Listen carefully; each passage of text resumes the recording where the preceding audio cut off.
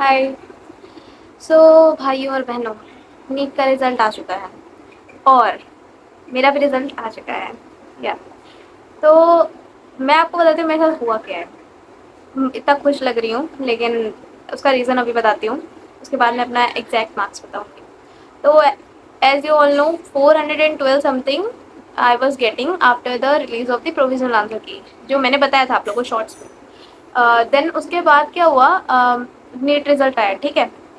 फिर मेरा रिज़ल्ट खुल नहीं रहा था। मैंने बहुत ट्राई किया खोलने का बट खुल ही नहीं रहा था, वही सर्विस अनअवेलेबल समथिंग दिखा रहा था। तो मैंने अपना दिमाग लगाया।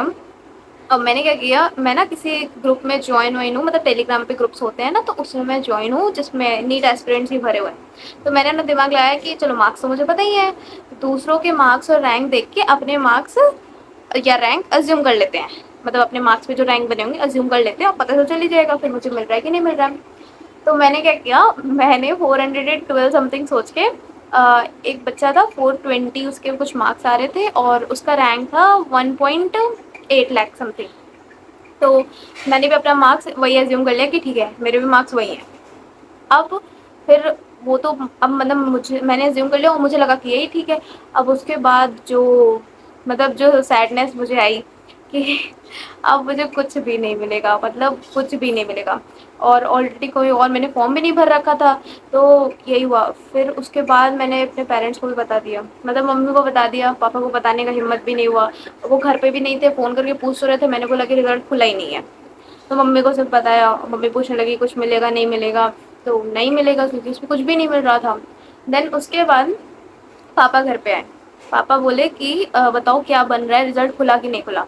तो हम मैंने बताया नहीं खुला ही नहीं है अभी तक। और लेकिन मैंने उनको ये भी बता दिया कि मैंने दूसरों का देख के ऐसे देखा है 1.8 लाख समथिंग बनेगा मेरा रैंक। तो फिर वो बोले कि नहीं हम इसे फालतू नहीं समझेंगे, तुम रिजल्ट खोलो, रिजल्ट खोलो तभी हम देखेंगे। तो फिर हम लोगों ने ट्राई किया कि रिजल्ट खोलने का। उसके बाद देखिए हुआ क्या। उसके बाद रिजल्ट खुल गया एंड उसके बाद हुआ क्या, उसके बाद मेरे मार्क्स 460 हो गए। मतलब मैंने अपने मार्क्स देखे वो 460 हो गए। तो और मेरी वही मेरे exact marks, my marks is 460 and मेरी रैंक है 1 लाख समथिंग। मैं यहाँ पे मतलब स्क्रीनशॉट लगा दूँगी या फिर मैं डाल दूँगी कम्युनिटी पोस्ट पे भी समथिंग। तो फिर मेरे रैंक अब 1 लाख हो गई है। अब देन आई रियलाइज्ड कि मुझे ओएमआर से मिलाना चाहिए था अपने मार्क्स को। तो मैंने क्या किया था, मैंने अपने बुकलेट्स क्वेश्चन बुकलेट से मार्क्स मिला लिया था।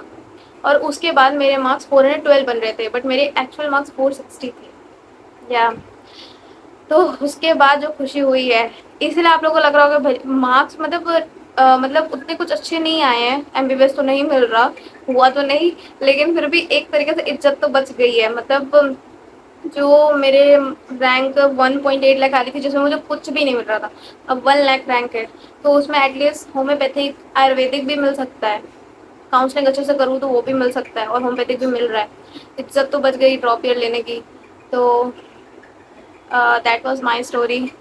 ऐसे सब हुआ मेरे पूरे दिन भर। और या तो my exact marks is 460 and rank is 1 lakh. अब मैं कॉलेज लूँगी और पार्शियल ड्रॉप करना है, तो उसके लिए आगे पढ़ाई चालू भी करनी है। पता नहीं क्यों मुझसे हो ही नहीं पा रहा है पढ़ाई।